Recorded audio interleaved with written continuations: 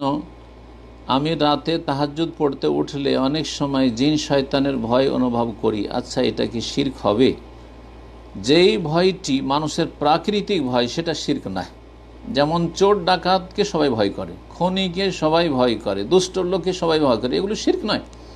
এর হিংস্র পশুকে, হ্যাঁ, বাঘ ভল্লুক, এগুলোকে সবাই, সাপ দেখলে, বিচ্ছু দেখলে সবাইকে ভয় লাগবে। হ্যাঁ, মুসা আলী ইসলামও সাপ দেখে এমন পালাতে শুরু করেছেন, ওয়াল্লাহ মুদবেরান ওয়ালাম ইয়াকিব। তো শিরক নয়, প্রাকৃতিক ভয়, কোনো অসুবিধা নেই।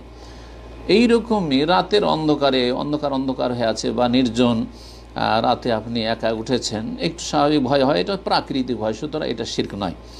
কিন্তু যদি আপনার এই জিনকে ভয় করাটা এমন হয় যে দিন দুপুরেও, হ্যাঁ, বা লোকজন আছে তারপরেও আপনাকে অসাধারণ ভয় লাগছে, জিন আমাকে মেরে দেবে, জিন আমাকে খেয়ে নেবে, জিন আমাকে ধরে নেবে, এইরকম যদি অসাধারণ ভয় হয়, বা কোনো এই মাজারে যদি আমি না যাই তো আমার ক্ষতি হয়ে যাবে, এগুলো হচ্ছে শিরকি ভয়, তখন শিরক হবে। এক কথায় অসাধারণ যদি ভয় না হয়, যদি প্রাকৃতিক ভয় হয়, তাহলে সেটা কোনো আপত্তিকর নয়। মানুষের ভয় হতে পারে, যদিও আল্লাহ রাব্বুল আলামিনের তাওয়াক্কুল, ভরসা যত বেশি হবে তত বেশি মানুষের হিম্মত, সাহস হবে, তত বেশি এই ধরনের ভয়গুলি কম থাকবে। তারপরও মানুষ হিসাবে যেগুলি অনিষ্ট রয়েছে, অনিষ্টকে সবাই ভয় করে। জি।